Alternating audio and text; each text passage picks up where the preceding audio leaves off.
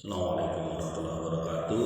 Jamaah Kampung Taqwa Astagfirullahaladzim. Mari kita lanjutkan lagi. Masih di surat Al-Qasas. Kemarin kita sudah sampaikan bagaimana kesudahan yang tragis bagi orang yang ngetop, orang yang terkenal gara-gara ditenggelamkan bumi akibat dari kesombongan dan kezaliman dia mempergunakan harta yang Allah berikan kepadanya, yaitu Qarun. Dan ini menyadarkan orang-orang yang tadinya sangat berkeinginan untuk mendapatkan hal yang dinikmati oleh Qarun. Mereka menyadari bahwa Allah lah yang meluaskan dan menyempitkan rizki, dan mereka sadar bahwa kalau tidak karena rahmat Allah, pasti orang-orang seperti mereka pun akan dimusnahkan oleh Allah. Dan mereka menyebut Qarun sebagai orang kafir karena dari sisi kedurhakaan dia kepada Allah mirip saja dengan orang kafir. Begitupun azab yang ditimpakan kepada mereka, kepada Qarun, mirip dengan azab orang-orang kafir terdahulu. Itulah tarikan harta yang begitu kuat yang bisa menghancurkan manusia. Jamaah Kampung Taqwa Astain rahimakumullah, Kampung Aspak dan Kampung Gunung Letik Tengah ya. Dan teman-teman yang mendengarkan siaran ini, mari kita lanjut di ayat yang ke-83 surat Al-Qasas.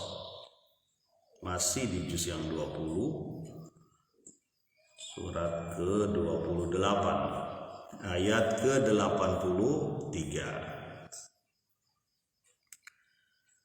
Bismillahirrahmanirrahim. Tilkad darul akhiratu naj'aluha lilladzina la yuriduna 'uluwan fil ardi wala fasada.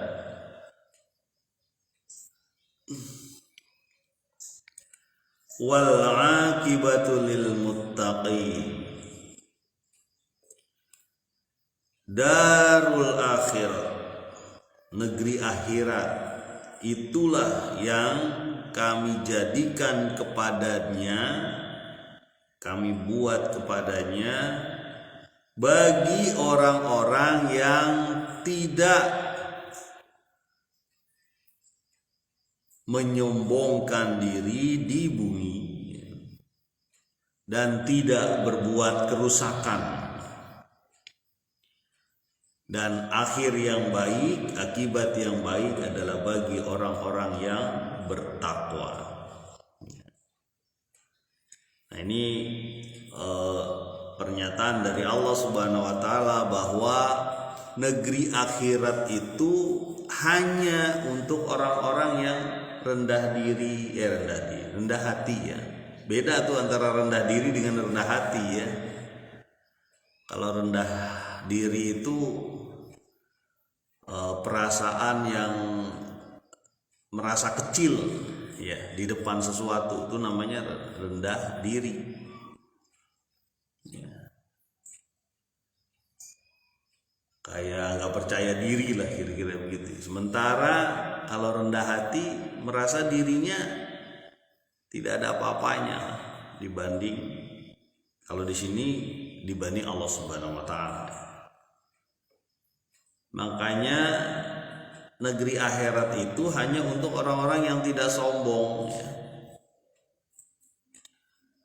Tidak sombong terhadap hartanya, tidak sombong terhadap dirinya, tidak sombong terhadap anak buahnya, tidak sombong terhadap keluarganya, dan tidak menyombongkan diri dengan hal-hal tadi, dengan keluarga, dengan anak, dengan harta, tidak menyombongkan diri.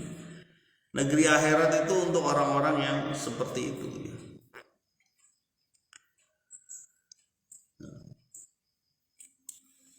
Di sini disebutkan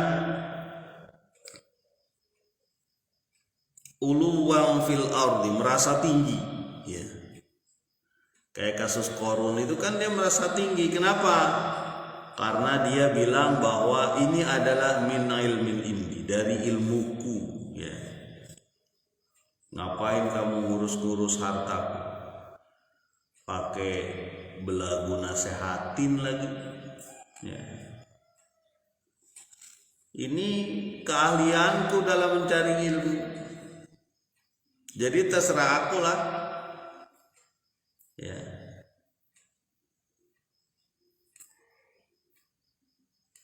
Terserah aku mau mempergunakan apapun, ya, harta. Nah, itu merasa tinggi itu begitu, ya.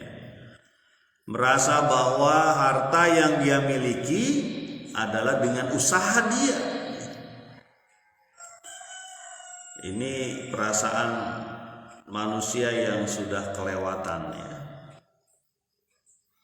Jadi dia merasa tinggi, dan karena merasa tinggi dia berbuat kerusakan, ya. Wala fasada. Nah, akhirat untuk orang yang tidak berbuat kerusakan. Emang harta bisa membuat kerusakan? Bisa. Dengan harta orang bisa menyuap menyuap orang yang berhubungan dengan hukum misalnya. Dengan harta orang bisa membeli keimanan orang lain. Dengan harta orang bisa terpengaruh untuk mencuri, mengambil hak orang lain, ya. Dengan harta orang bisa membanggakan diri, kalau perlu memilih orang-orang yang dia sukai sendiri. Dengan harta juga dia bisa menjadi pemimpin bagi masyarakat yang buruk, ya. Dengan cara menebar banyak uang. Jadi harta bisa membuat kerusakan. Karena harta juga hutan-hutan hancur, berantakan, diambil semua kayunya. Banjir datang, ya. Banyak kerusakan di bumi itu gara-gara harta. Padahal ukuran kita manusia apa sih yang dipakai di kita? Paling-paling pakaian, kendaraan udah cukup. Perhiasan juga sekuat apa sih tangan kita membawa perhiasan? Ya. Ini karena al-hakumut takatsur. Dia bakal berhenti menumpuk harta itu sampai dapat kubur. Ya. Maka kata Nabi, manusia mempunyai perut yang enggak habis-habis untuk dimasukkan apapun kecuali tanah nanti.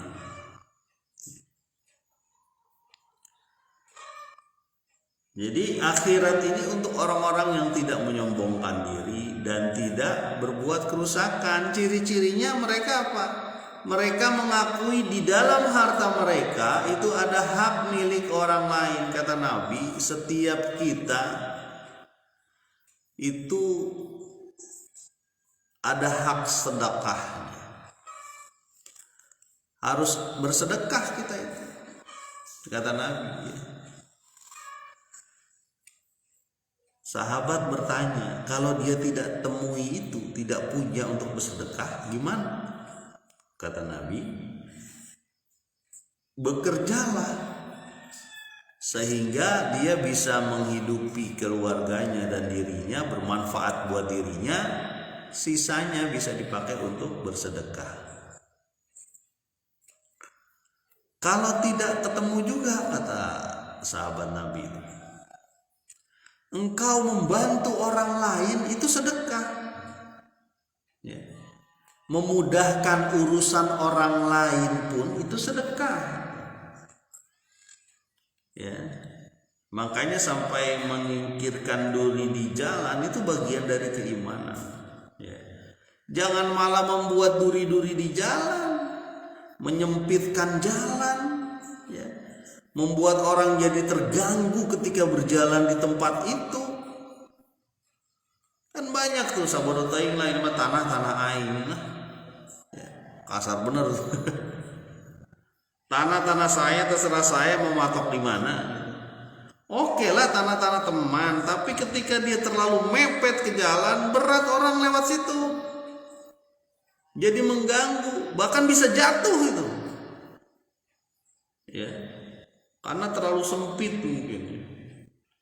Saya nggak ngerti juga itu, mungkin di kampung mana itu saya nggak tahu, di kampung sini ada juga apa enggak ya. Itu suka sekali membuat jalan itu jadi sulit, ya. Manusia gerobak keranjang susah lewat situ. Gara-gara apa? Gara-gara pemilik tanah kanan dan kirinya tidak memberi ruang yang cukup. Sehingga orang kesulitan lewat jalan situ. Padahal orang lewat jalan situ, apalagi lewat tanah dia misalnya ya, diwakafkan, diinfakkan, itu pahala terus, kebaikan terus, dan itu diingat terus sama orang. Ya. Jadi teman-teman nih kadang-kadang kalau saya lihat begitu, ini kan tanah saya. Saya mau pagar di mana urusan saya. Dia lupa bahwa tanah itu Allah yang ngasih. Dan Allah suka kalau orang itu memberi kebaikan. Makanya ketika ada program apa nih misalnya untuk kebaikan satu kampung, disambut, jangan disambit atau diusir, jangan. Ya, karena itu akan dikenang terus oleh anak cucu kita. Bahwa ada orang yang membantu satu kampung, ya, memberi sedekah lah, ataupun membuat manfaat yang lebih di kampung tersebut, tapi ditolak, itu akan diingat oleh anak cucu kita bahwa orang ini pernah menolak kemakmuran satu kampung. Itu ciri-ciri orang apa itu? Uluan, merasa tinggi. Terserah saya lah. Orang saya yang punya sumber daya ini. Jadi kembali lagi ya, negeri akhirat untuk orang-orang yang tidak menyombongkan diri, merasa tinggi, dan tidak berbuat kerusakan. Apa ciri-cirinya? Salah satunya Nabi sebutkan bahwa setiap kita wajib untuk bersedekah. Kalau nggak bisa, kita bekerja, uangnya untuk diri kita dan untuk bersedekah. Kalau tidak bisa juga, membantu orang lain pun sedekah. Ya, membantu orang lain pun sedekah. Ya. Bahkan Abu Tolha itu salah satu sahabat Nabi yang cukup kaya. Ya. Dia punya kebun di depan Masjid Nabawi, kebun kurma, dan ada sungainya, ada mata air lah kira-kira. Nabi suka datang itu ke situ. Nabi suka datang ke situ untuk meminum airnya yang segar gitu, dan mungkin berteduh dan sebagainya. Abu Tolha nih. Ya. Kemudian turun ayat yang menceritakan tidak sampai satu kebaikan bagimu kalau kamu tidak menyedekahkan apa yang kau cintai. Wah, ini berat banget nih, tingkatnya, makomnya udah besar, udah tinggi nih ya. Kemudian ketika ayat tersebut datang ya, turun gitu kepada Nabi, apa yang Abu Tolha lakukan? Dia datang ke Nabi, wahai Nabi Muhammad SAW, aku sangat mencintai kebunku, namanya Buhairo kalau nggak salah namanya. Nama kebun itu kebun Buhairo. Aku sangat mencintai kebunku. Setelah turun ayat mengenai engkau tidak sampai kebaikan pada dirimu kalau engkau tidak menyedekahkan apa yang engkau cintai, maka dengan ini aku menyatakan kebun Buhairo ini aku sedekahkan untuk kaum muslimin. Ya. Nabi kemudian berkata, kamu punya kerabat? Punyakah keluargamu? Punya kerabatkah sanak saudaramu? Punya ya Nabi, kata Abu Thalha. Kalau begitu, engkau sedekahkan untuk keluargamu, kerabatmu. Boleh. Makanya setelah itu Abu Thalha itu membagi-bagi tuh kebunnya. Si ini buat si anu ponakannya, nggak apa-apa, boleh. Ya. Karena dia mendapatkan 2 pahala tuh. Ya. Sedekah nomor 1, kedua pahala karena kekerabatan. Boleh. Ya. Boleh gak ke orang lain yang ada hubungan saudara dan sebagainya? Boleh juga. Dahulukan juga saudara kita yang tidak mampu.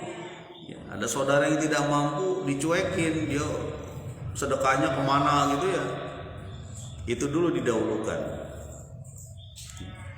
Jadi contoh Abu Thalha inilah yang kira-kira mendapatkan darul akhirah, mendapatkan akhirat, mendapatkan sesuatu yang bakal dinikmati di akhirat. Contohnya Abu Thalha ini, satu kebun itu dibagi-bagi akhirnya sama dia.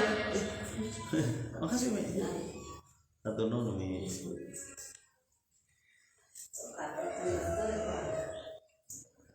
Jadi Abu Thalha itu mendapatkan kebahagiaan dunia dan akhirat. Pasti itu. Kenapa? Di dunia aja dia udah didoakan.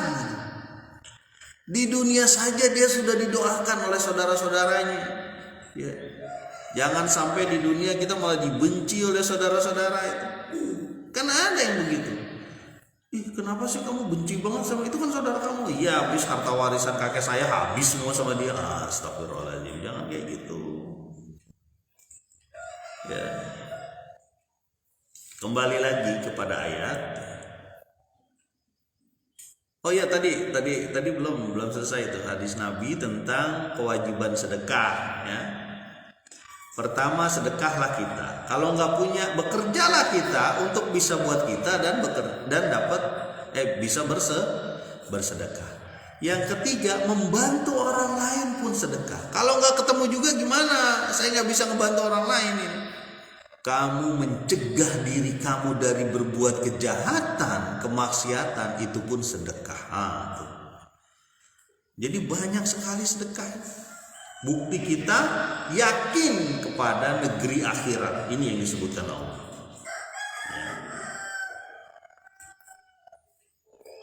Jamaah kamu takwa astan rahimahullah dan teman-teman yang mendengar melihat siaran ini.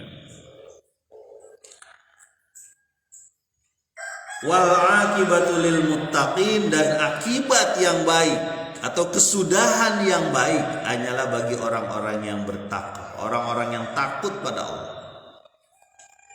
Ya, Qarun takut gak sama Allah? Nggak takut dia, makanya dia berbuat nggak benar. Ya, Firaun takut gak sama Allah? Nggak takut. Takut pada waktu udah nyawanya nyampe di tenggorokan baru takut. Ketika idza balagati taraqi itu baru dia takut. Ketika sudah nyampe di kerongkongan baru dia takut. Waqila man raq, siapa yang bisa menyembuhkan itu? Siapa yang bisa menyembuhkan ketika nyawa sudah di kerongkongan? Gak ada ya. Dan takut pada saat itu takut yang hina, takut yang tidak mungkin dibalas kecuali dengan keburukan. Apa kata Firaun? Amana bi Rabbil Musa, amana bi Rabbil Alamin, Rabbi Musa wa Harun. Aku beriman kepada Rabb semesta alam. Ya. Rabbnya Musa dan Harun. Itu takut yang selesai.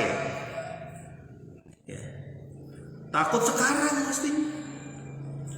Kalau kita takut pada Allah sekarang, mestinya buktikan iman kita, tambah amal kita. Ya. Buktikan sekarang kita takut. Jangan nunggu nanti. Ya. Jamaah kamu takwa, kita lanjutkan lagi di ayat yang ke 84 ya. Ayat ke 84 surat Al-Qasas. Man jaa bil hasanati falahu khairum minha Wa man jaa bis-sayyi'ati fala yujzal ladzina 'amilus sayyi'at illa ma kanu ya'malun. Siapa yang datang dengan kebaikan, maka baginya pahala atau ganjaran yang lebih baik darinya. Dan siapa yang datang dengan kejahatan, dengan kemaksiatan, dengan kerusakan, maka tidaklah dibalas kecuali fala yujzal ladzina 'amilus sayyi'at, kejahatan itu kecuali apa yang sesuai dengan yang dia lakukan. Jadi ada dua nih, kalau kita berbuat kebaikan dibalas lebih baik ya. Kalau berbuat kejahatan sesuai dengan kejahatan ya. Makanya kalau dalam Islam itu kisos tuh ada yang namanya kisos hayatan fi. Kisos itu adalah kehidupan ya. Kalau kisos tuh mata dengan mata, telinga dengan telinga, nafsa bin nafsi, nafsu jiwa dengan jiwa. Artinya orang bunuh dibalas bunuh ya. Itu dalam syariat Islam tuh begitu. Jadi adil, orang membunuh orang dibalas bunuh ya. Di Indonesia belum bisa begitu ya. Baru apa ya, narkoba kalau nggak salah ya, narkoba bisa mati. Sebenarnya koruptor juga dihukum mati maksudnya ya. Jadi kalau kita datang dengan kebaikan akan dibalas dengan lebih baik ya, mungkin berkali lipat. Kalau dengan kejahatan sesuai dengan kejahatannya ya. Yujzal ladzina 'amilus sayyi'at illa ma kanu ya'malun, akan dibalas kecuali hanya sesuai dengan yang dia lakukan ya. Berarti ukuran korun itu sesuai dengan yang dia lakukan. Iya, ditenggelamkan ya, dan namanya terkenal ya. Mungkin dari zaman jadul itu dikenal orang bahwa ada harta yang terpendam gara-gara orangnya durhaka kepada Allah. Tapi kadang-kadang orang ingatnya harta terpendam aja ya. Contohnya emas tuh misalnya di Pongkor, gimana orang mencari emas di Pongkor. Yang ditanya sama teman-teman yang pernah ke Pongkor tuh. Mencari emas di Pongkor itu katanya ya, saya belum pernah juga datang ke Pongkor. Itu cepet banget habisnya uangnya, panas kali ya, cepet banget habisnya uangnya ya. Dan memang kalau udah dapat itu dibelanjakan apa aja tuh. Saya punya kawan, dia itu penjaga furnitur, alat-alat rumah tangga tuh ya, di daerah Bogor. Jadi kalau bos Pongkor tuh datang, orang-orang yang punya uang banyak dari harta emas itu datang, dia tinggal nanya, ini bangku seset ini berapa? Sekian juta ya, ditunjuk bawa. Ini meja ini berapa? Sekian juta, tunjuk bawa. Ditunjuk-tunjuk doang ya. Saking banyaknya uangnya. Mungkin mirip lah kayak gitu kalau korun nunjuk itu barang. Yang bas itu bawa, yang situ bawa. Nah, coba lihat mana yang kamu pilihin. Yang ini bawa.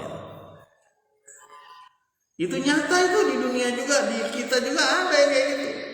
Kalau kita jalan loh ya dari Liwili yang ke arah mana? Ke arah sana ya. Itu ada rumah-rumah mewah di pinggir jalan itu kayak istana. Katanya sih memang ada hubungannya juga dengan penggalian emas di Pongkor itu. Ini katanya, belum tentu benar ya. Tapi emang kalau punya rumah segede itu apa enak ditinggalinnya itu ya. Kita tidur paling-paling 3 kali 5 meter paling banyak lah. Kalau berdua gitu. Nah kalau segede gitu kayak lapangan bola, tingkat lagi. Ya. Itulah namanya kebahagiaan, itu memang adanya di hati. Ya. Kebahagiaan itu adanya di hati itu. Saya pernah ngelihat ini dan kita mestinya iri ya. 2 orang tuh saya pernah ngelihat. Yang pertama orang yang tidur di becak, yaitu tukang becak. Dia tidur di becak santai sekali, nyaman sekali tidur tuh. Ya, kayaknya nggak mikirin apa-apa tuh tukang becak. Ya. Kalau dulu waktu lagi ramai di IPB juga ada tuh tukang-tukang becak itu. Dan kadang-kadang mereka tidur santai. Ya. Ada satu lagi yang saya heran itu. Kalau dari Bogor nih, dari kota Bogor sampai ke arah Galuga itu ada beberapa truk sampah. Dan kadang-kadang orang yang di truk sampah itu tidur di sebelah depannya itu. Santai aja gitu. Termasuk orang yang tidur ketika ke pasar TU, ya. Ke pasar TU itu ada orang-orang tuh, ibu-ibu ataupun apa bapak-bapak yang belanja atau tidur santai kayak nggak mikirin apa-apa gitu, dan bisa gitu tidur di tempat kayak gitu.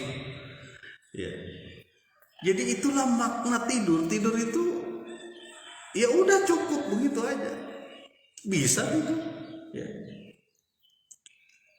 Ya susah ya, namanya kebahagiaan itu bisa gak diukur dengan harta, enggak. Kalau keridhaan Allah ya, keridhaan Allah itu diukur dengan harta, enggak mungkin korun itu ditenggelamkan, bukan. Keridhaan Allah bukan dengan harta. Tapi harta salah satu cara mencapai keridhaan Allah. Ukurannya bukan harta, tapi caranya salah satunya pakai harta. Makanya sekarang mulai mikir nih orang-orang nih, saya yakin nih teman-teman yang mungkin mendengarkan itu perlu ngecek ke rumah gitu kan, dicek nih di kamar kita atau di rumah. Ini ada TV, ini ada kulkas, ini itu dari mana ya? Dulu saya beli dari mana itu? Oh saya beli dari mana ya dulu? Nah itu udah mulai ngitung-ngitung. Kemudian ada apa namanya, layar datar misalnya. Oh saya dulu beli gara-gara anak saya minta. Dulu ini saya belinya pakai riba, minjem apa pakai kontan. Kalau kontan uangnya dari mana waktu itu ya? Jangan-jangan saya berbuat zalim pada wah contoh. Ya. Ini ada motor. Motor ini kayaknya kredit dulu nih kayaknya. Kredit saya itu kredit syariah atau bukan ya? Apa kredit bunga nih? Waduh. Mulai ngitung kita. Lebih baik dihitung sekarang. Hasibu anfusakum. Maka hisaplah diri kita sebelum kita dihisap, dihitung. Yeah. Oh tanah saya kalau nggak salah ada sekitar 5.000 apa 1 hektar ya totalnya lah ya. Yang ini warisan dari bapak, yang ini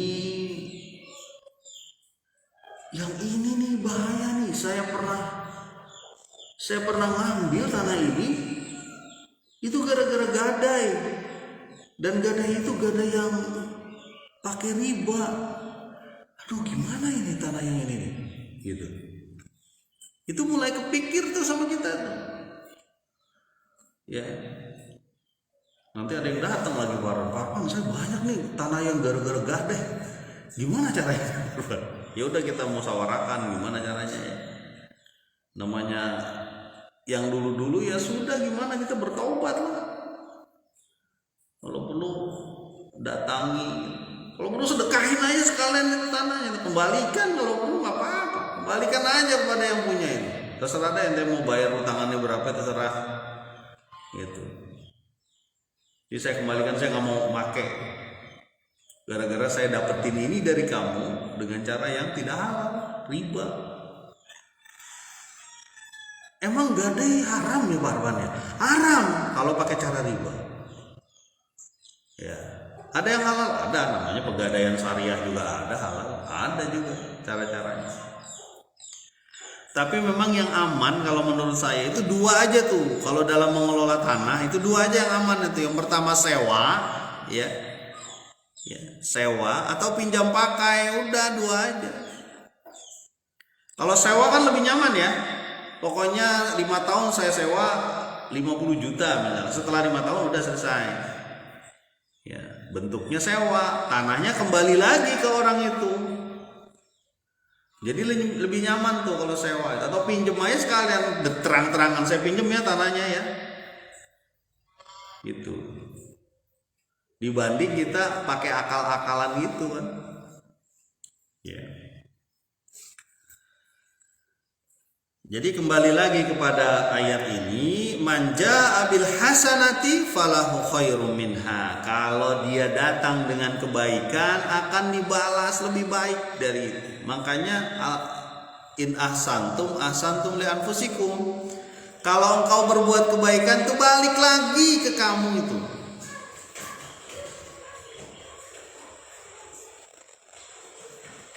Hujan. Ahsantum li anfusikum. Kalau kita berbuat baik, itu balik lagi ke kita, nggak usah takut, nggak usah minta balasan sama orang itu, nggak usah. Ya, sama orang yang kita bantu nggak usah minta balasan, karena Allah akan membalas. Ya, makanya biasanya jazak Allah, semoga Allah membalas engkau. Ya. Nah repotnya ini kata-kata di belakangnya ini, ya. Wa man jaa bisayyi'at, siapa yang datang dengan sayyi'at akan dibalas dengan sesuai dengan sayyi'atnya, tetap dibalas, ada balasan. Ya. Enggak usah nunggu di akhirat aja, sekarang udah ada balasan. Ya. Kan begitu ya, yang kemarin saya sampaikan, yang disebut berkah itu adalah ziyadatul khair, mendapatkan kebaikan yang bertambah, itu berkah. Bisa saja orang dapat harta, kebaikannya juga bertambah, didoakan orang lagi, masya Allah. Hartanya nambah, didoakan orang, kebaikannya bertambah, sedekahnya nambah, infaknya nambah, wakafnya nambah, zakatnya nambah, orang jadi terbantu. Ya. Kalau perlu orang nggak malu-malu datang ke rumahnya. Ya, dan dia juga dengan rela hati menyampaikan. Kalau perlu dicari orang yang perlu bantuan, waduh berkah banget ini kayak gini. Tapi ada juga orang yang bertambah hartanya, tambah dibenci orang. Bertambah hartanya, tambah disumpahin orang. Ya. Dan diingat terus. Nauzubillah, jangan sampailah kita begitulah. Pokoknya kita ja'abil hasanat, udah gitu aja dah. Ja'abil hasanat, datang dengan kebaikan terus. Gak usah takut. Mau datang ke aman. Mulyana. Dan jangan coba-coba melakukan sayyi'at, melakukan kejahatan. Kita sudah kenal nih sama si Korun ini ya. Ya, orang-orang yang ada Kang Rijal, apa kabar Kang, masih di Kiel? Mudah-mudahan Allah tetap meneguhkan dakwah di dunia maya ya, di YouTube channel siapa namanya, anaknya Kang Rijal. Jadi kembali lagi, manja bil hasanati falahu khairum minha, maka dia dapat sebaik-baik, bahkan lebih bagus. Yang penting kita jalan aja. Amin. Tapi kalau kita mengerjakan sayyi'at pasti dibalas juga, nggak usah nyipratin. Kita jalan pakai mobil, pakai kereta, pakai mobil, kemudian kita tahu di depan ada genangan air, kemudian ada orang jalan di sampingnya, lalu kita sembarangan aja jalan, jebret, keciprat itu, bahkan mungkin belok kotor dan sebagainya. Itu jangan salah, itu akan diminta pertanggungjawabannya nanti. Anda punya mobil tapi Anda berbuat zolim, udah tahu di depan ada genangan air, becek dan sebagainya, kotor, lalu dengan sembarangan cepret aja gitu, basah semua. Mungkin tuh dikutuk orang tuh di situ, punya mobil tapi tidak berkah. Ya. Jadi sekecil apapun getaran yang kita lakukan, getaran saja yang kita lakukan itu bakal dibalas. Termasuk berbicara ini. Berbicara ini kan membutuhkan getaran ya. Ada getaran, ada suara yang menggetarkan banyak apa ya kita nyebut ya, molekul lah kira-kira begitu di udara yang bisa sampai itu akan dibalas oleh Allah. Ya. Ada penelitian tentang air kalau nggak salah ya. Ada air yang didoakan itu berbeda molekulnya dengan air yang dimarah-marahin. Jadi air yang didoakan dengan air yang dimarah-marahin ini. Jadi ada air didoakan ini. Ya ini. Udah ngetes ya. Terima kasih Bu Nyai. Mudah-mudahan Allah tambah berkah kehidupan keluarganya. Ini kalau air didoakan nih, makanya kata ada penelitian tentang air yang didoakan, molekul-molekulnya berbeda dibanding air yang dimarah-marahin gitu, disumpah serapain. Molekulnya berbeda, ada zat-zat yang berbeda di air itu jadinya gitu. Nah pertanyaannya adalah, apakah air yang didoakan itu berbeda? Bisa saja, karena apa? Karena Nabi pernah mendapatkan seseorang yang menyembuhkan orang dengan cara mendoakan di air. Dia baca Al-Fatihah di air, diminumin ke kepala suku, waktu pernah saya ceritain waktu ya. Kemudian dikasih kambing. Kemudian mana dagingnya, saya juga mau makan, jadi boleh. Ya. Jadi air itu didoakan dengan air aja yang kita doakan kebaikan itu bisa berubah gitu. Ya. Itu pun yang terjadi ketika di anak-anak kita misalnya. Kalau kita caci maki anak-anak kita itu, isi kepala dia itu penuh dengan kerendahan diri karena dicaci maki oleh orang tuanya. Goblok sih, setan sih, astagfirullahaladzim. Kalau anaknya disebut setan, ibunya apa? Emaknya setan kali kan. Jadi itu kata-kata itu akan mempengaruhi loh. Mempengaruhi anak-anak kita. Dan gak cuma anak-anak kita ya teman-teman ya. Kalau kita marahin anak, kemudian keluar kata-kata kebun binatang, semua keluar, kecoa lah, kampret lah, tikus lah, apa macam-macam itu, termasuk anak setan lah. Apalagi kata-kata yang sampai B1 B2 ya, keluar semua. Bukan cuma anak itu yang merasa gak enak, tetangga juga gak enak. Tetangga juga ngerasa, ya Allah tuh orang kok begitu amat. Dulu diharapkan tuh anak, ya, diharapkan anak itu menjadi qurrata ayun kan gitu. Jadi orang yang bakal mendoakan dia ketika tidak ada orang lain yang mendoakan. Lalu yang terjadi adalah dimaki-maki, kalau perlu dipukulin dengan hal-hal yang gak benar. Nauzubillah. Jangan sampai tuh, kalau sayyiat pasti datang sayyiat juga. Kok Pak Arfan serius sih ngomongin masalah anak? Orang anaknya murid saya, jadi saya tahu. Jadi kita tahu persis bagaimana anak-anak, betapa beratnya mendidik anak-anak yang orang tuanya kasar sama anaknya. Sekali lagi ya, betapa beratnya mendidik anak-anak yang orang tuanya kasar sama anak-anaknya. Dan itu menjadi troublemaker itu di kelas itu. Baik kasar secara lisan ataupun kasar secara fisik. Ya. Jadi kalau kita sayyiat, dapat sayyiat lagi. Kalau kita hasanat, dia akan dibalikan dengan yang lebih baik. Ya. Kalau kita menghargai, menghormati entah anak, istri, suami, ya. Menghargai, menghormati, kalau dapat sekian, bang, dek, mohon maaf abang cuma bawa 20.000 nih hari ini. Jualan kita baru setengah lakunya. Adek gak apa-apa ya? Ya gak apa-apa bang, nanti kita sama tempe aja kasih sambal sedikit, enak. Datang orang, klik. Pak, ini ada ini. ada tahlilan, dapatlah lumayan, ada daging, alhamdulillah rezeki. Jadi begitu, dapat sedikit alhamdulillah, tidak dapat pun alhamdulillah, karena itu ujian buat kita. Dapat banyak alhamdulillah, geser lagi tuh hartanya ke temennya, ke sebelahnya. Oh tuh kasih ke dia tuh, dia kayaknya kurang ini, lagi berat kehidupannya, anaknya semuanya di PHK dan sebagainya, ayo kita bantu.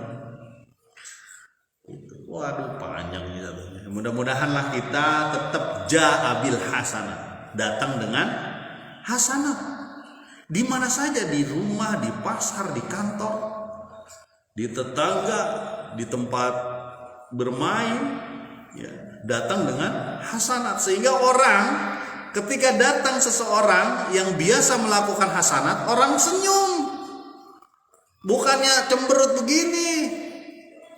Datang dengan senyum, datang Pak ini, datang Bu ini, alhamdulillah, kesini, aduh, gitu. Disenyum, didoakan, masya Allah. Di dunia aja dia udah dapat surga. Ya, di dunia saja orang yang biasa melakukan hasanat sudah dapat surga. Gitu. Mau surga di dunia, lakukan hasanat. Mudah-mudahan bermanfaat. Subhanakallahumma wa bihamdika, asyhadu alla ilaha illa anta, astaghfiruka wa atubu ilaik. Assalamualaikum warahmatullahi wabarakatuh.